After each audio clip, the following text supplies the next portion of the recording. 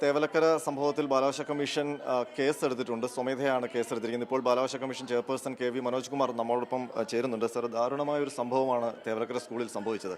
ഇതിൽ ബാലാവകാശ കമ്മീഷൻ എന്തൊക്കെ നടപടികളാണ് ഈ ഘട്ടത്തിൽ സ്വീകരിച്ചിരിക്കുന്നത്? കമ്മീഷൻ സ്വമേധയാ കേസെടുത്തിട്ടുണ്ട്.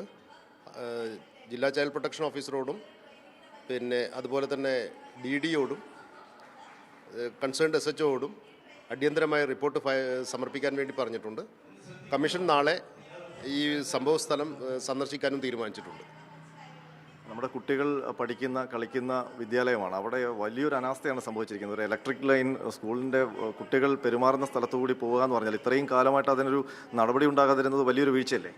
തീർച്ചയായും അതൊരു വലിയ വീഴ്ചയായിട്ട് തന്നെയാണ് കമ്മീഷൻ കാണുന്നത്. അനാസ്ഥ ഉണ്ടായിട്ടുണ്ടെങ്കിൽ അത് പരിശോധിക്കണം. ആരുടെ ഭാഗത്തു നിന്നാണെന്നുള്ളത് കൂടെ ഞങ്ങൾ അത് പരിശോധിക്കുന്നുണ്ട്. നാളെ അവിടെ സന്ദർശിച്ചതിന് ശേഷം ആ കാര്യത്തിൽ എന്ത് നടപടി വേണമെന്നുള്ളത് കമ്മീഷൻ ശുപാർശ ചെയ്യും.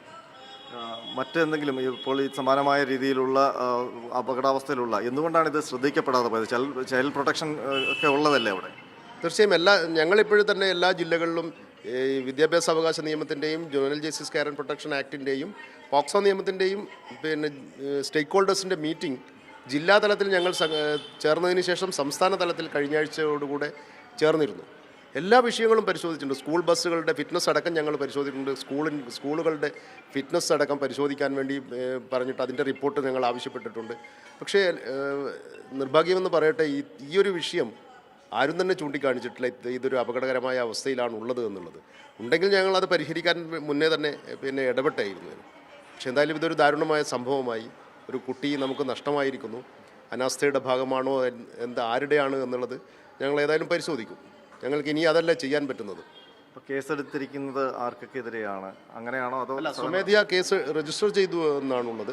ഇനി ആർക്കൊക്കെ അതിനകത്ത് റെസ്പോൺസിബിലിറ്റീസ് ഉണ്ട് എന്നുള്ളത് പരിശോധിക്കണം. നമ്മൾ വിസിറ്റ് ചെയ്തതിന് ശേഷം ആ കാര്യങ്ങൾ ഈ കൺസേൺഡ് ഞങ്ങൾ റിപ്പോർട്ട് സമർപ്പിക്കാൻ വേണ്ടി പറഞ്ഞിട്ടുള്ള അതോറിറ്റീസ് റിപ്പോർട്ട് സമർപ്പിച്ചതിന് ശേഷം ആ കാര്യങ്ങളിൽ ആർക്കൊക്കെ റെസ്പോൺസിബിലിറ്റി ഉണ്ട് എന്നുള്ളത് ഞങ്ങൾ പരിശോധിക്കും.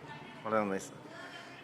പ്രതീക്ഷ, ഇപ്പോൾ ബാലാവകാശ കമ്മീഷൻ കേസെടുത്തിട്ടുണ്ട്. വലിയ അനാസ്ഥയാണെന്ന് ബാലാവകാശ കമ്മീഷൻ തിരിച്ചറിയുന്നുണ്ട്. നാളെ ബാലാവകാശ കമ്മീഷൻ ചെയർപേഴ്സൺ അടക്കമുള്ള ആൾക്കാർ അങ്ങോട്ട് പോകുന്നുമുണ്ട്. അവിടെ പോയി നേരിട്ട് സ്ഥിതിഗതികൾ വിലയിരുത്തിയ ശേഷം കൂടുതൽ നടപടികളുണ്ടാകും.